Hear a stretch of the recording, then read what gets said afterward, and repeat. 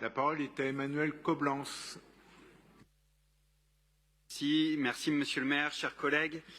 Concevoir un budget, c'est définir notre action future, faire des choix parfois difficiles et préparer l'avenir.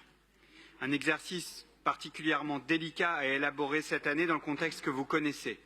Beaucoup a déjà été dit à ce sujet, en particulier à propos de la baisse considérable des dotations de l'État, et ce désengagement a des impacts. En matière d'éducation, par exemple, la ville de Paris, qui est aussi un département, prend en charge les enfants et leur enseignement de 0 à 16 ans.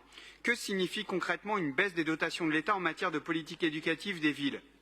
Eh bien, dans beaucoup de villes, cela signifie une hausse des tarifs de cantine, une diminution des temps et des activités périscolaires, une dégradation de l'entretien des locaux des écoles.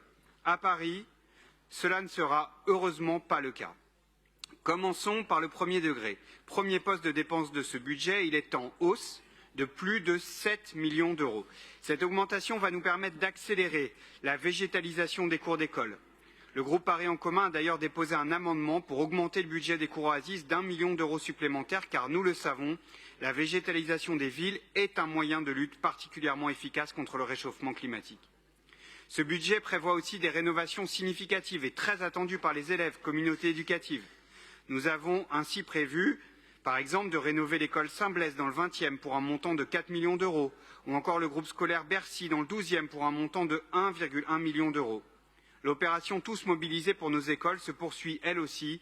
Elle vise à améliorer le climat scolaire et le cadre de vie dans les quartiers populaires et représente un budget de près d'1 million d'euros.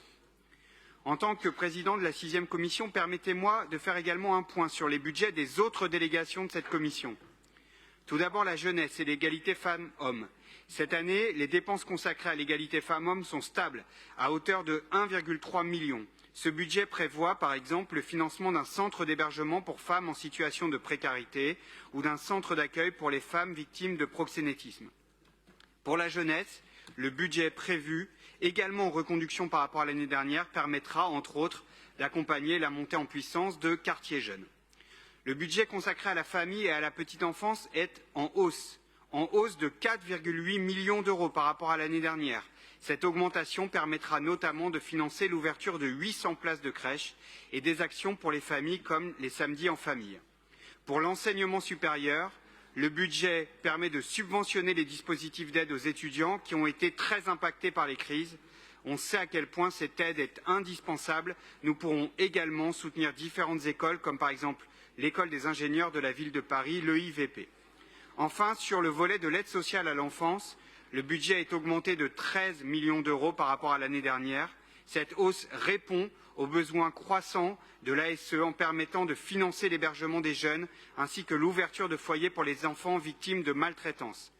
C'est cela un budget de combat, un budget de gauche, un budget rempart contre les politiques libérales du gouvernement.